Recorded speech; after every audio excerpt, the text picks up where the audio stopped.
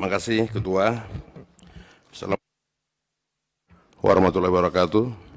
Salam sejahtera kepada kita semua. Bapak-bapak, teman-teman, pimpinan dan anggota Komisi 2 yang saya banggakan,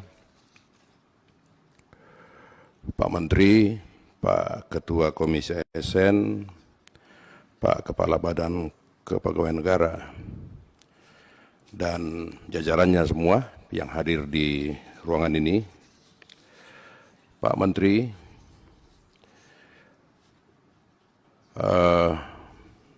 kami sudah mendengar tadi paparan singkat tapi padat dari Pak Menteri mengenai ASN ini yang meliputi PNS dan P3K. P3K ya, yang dibagi dua sesuai dengan PP nomor 11 tahun 2017 ya, tentang manajemen PNS, dan PP 49 2018 tentang manajemen P3K. Memang jelas dalam pemaparan Pak Menteri ya cukup bagus Pak, dan kita apresiasi ya Pak Menteri dan pemaparan ini, dan kami yakin Pak Menteri betul-betul tegak lurus ya kan, lancang depan di dalam penerimaan CPNS ini Pak Menteri. Saya kenal betul Menteri kita ini karena kita merah membara sampai saat ini kan begitu, dan saya tahu pola pikir beliau dan saya tahu karakter dan mentalitas beliau. Tapi satu hal Pak Menteri, dan ini apa namanya untuk Komisi ASN dan Pak Kepala Badan Kepegawaian Negara.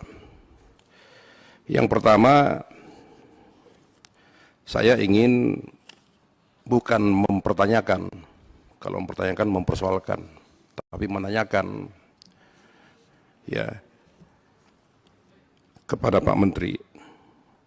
Ini kan ada P3K Pak Menteri ya. Terus ada CPNS. Ini jelas semua di sini.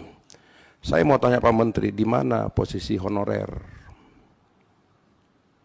Ya kan, kalau ada posisinya diletakkan di mana dalam P3K misalnya, berapa persen?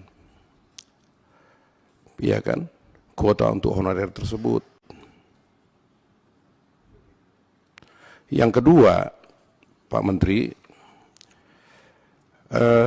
tentu kita ingat PP 41 tahun 2020 Pak Menteri tentang pengalihan, ya kan, pegawai KPK menjadi ASN dan atau P3K kalau mereka tidak mau menjadi ASN, ya kan, sebagai tindak lanjut dari Undang-Undang Nomor 19 tahun 2019 tentang KPK.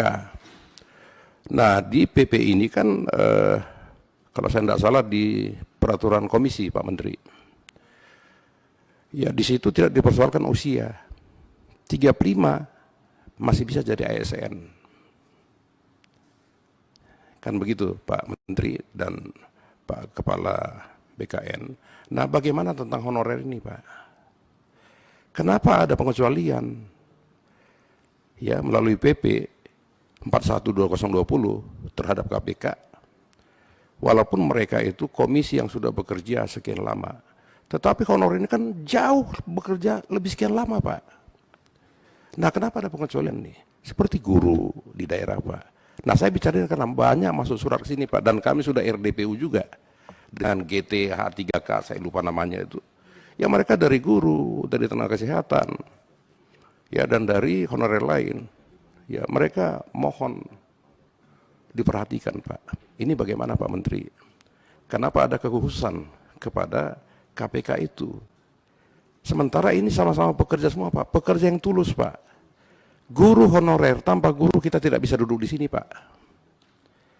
Akan begitu. Ini kan mulia Pak semua. KPK juga mulia. Guru lebih mulia bagi saya khususnya. Tentu kita sepakat, kita juga memuliakanlah para guru ini Pak. Para tenaga kesehatan. Nah, di mana Bagaimana ini Pak Menteri? Ya kan? Ini hanya pertanyaan kepada Pak Menteri, mudah-mudahan bisa menjadi mudah-mudahan Pak Menteri bisa membuat terobosan Pak untuk ini Pak. Ini kan demi bangsa dan negara, demi nawacita Pak Jokowi itu sendiri. Nah, yang ketiga Pak Menteri, dan ini khusus kepada Kepala Badan Kepegawaian Negara. Tadi Bapak menyampaikan tentang usulan kebutuhan anggaran seleksi CPNS dengan prokes Pak. Itu lebih kurang 203 miliar 774 642 900. Kan begitu Pak. Nah, biar saya tidak salah dengar dan kami tidak salah menerima Pak. Ini diajukan ke DPR atau langsung ke kementerian Pak? Kementerian Keuangan. Atau nanti dijelaskan nih Pak. Iya kan? Kalau ke DPR kami tidak pernah tahu ini Pak. Kalau diajukan mana bukti pengajuan Pak? Akan begitu. Tolong jelaskan Pak, biar kita semua transparan di sini Pak. Ini uang kecil Pak, bagi orang yang merasa uangnya besar. Kan begitu Pak. Tapi bagi kita semua, apalagi Pak Menteri, ini uang besar, sangat besar sekali nih. Iya kan? Kalau saya dengan Pak Menteri ini cukup cerutu selesai semua Pak. Kan begitu. Nah, Pak Menteri, ini kan selisih antara jumlah kebutuhan ASN dengan jumlah rencana penetapan formasi ASN 2021 sebesar 533.836. Kan begitu Pak, selisihnya. Ya kan? Nah, bagaimana caranya Pak Menteri meningkatkan jumlah formasi ini Pak? Karena kan jutaan nih Pak. Bagaimana caranya Pak Menteri meningkatkan formasi ini Pak? Supaya ini bisa optimal di tahun 2021 Pak Menteri. Saya yakin Pak Menteri bisa lah. Pak Menteri ini kan manusia penerobos dan selalu bikin terobosan yang cerdas. Kan begitu Pak. Ya. Yang terakhir, kalau tadi Pak Menteri berbicara tentang pasukan calo gentayangan Pak. Nah ini menarik Pak. Bapak sendiri mengatakan pasukan calo gentayangan. Kalau Bapak sudah bicara begitu berarti Bapak sudah pernah mendengar. Walaupun mungkin tidak pernah melihat, apalagi merasakan Pak. Kan begitu. Jadi Pak Menteri mengatakan ini akan diminimize, bukan dihapuskan. Iya kan? Tetapi Pak Kepala Badan Kepegawaian Negara mengatakan untuk menghindarkan para calo bla bla bla, untuk menghindarkan kebocoran, maka kami sudah membentuk konsorsium. Iya kan? Dan kami sudah membentuk sistem yang cukup mantap. Kan begitu. Saya mau sampaikan Pak Menteri, mungkin Pak Menteri belum tahu dan pasti tidak tahu lah ini. Hanya mendengar rumor saja, rumor mengenai pasukan calo gentayangan Pak.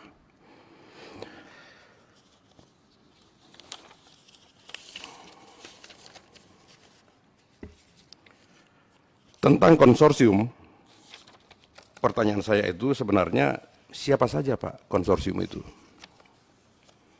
Ini harus jelas Pak, ya kan? Karena untuk pansel calon PNS dan ya P3K itu, yang pimpin itu kan kalau saya nggak salah Kepala Badan ya Kepegawaian Negara Pak, itu yang pimpin Pak, ya kan?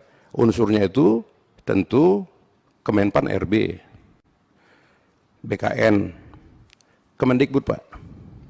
Begitu Pak ya? Ada nggak Kemendikbud Pak? Dan BSSN. Ya Pak ya? Nah Pak Menteri, saya mau sampaikan dalam sidang yang mulia ini, dalam rapat yang mulia ini. Apakah Pak Menteri tidak pernah melakukan penerawangan Pak, bahwa sesungguhnya ada tim, ya, ada istilah tim di luar dan tim di dalam Pak.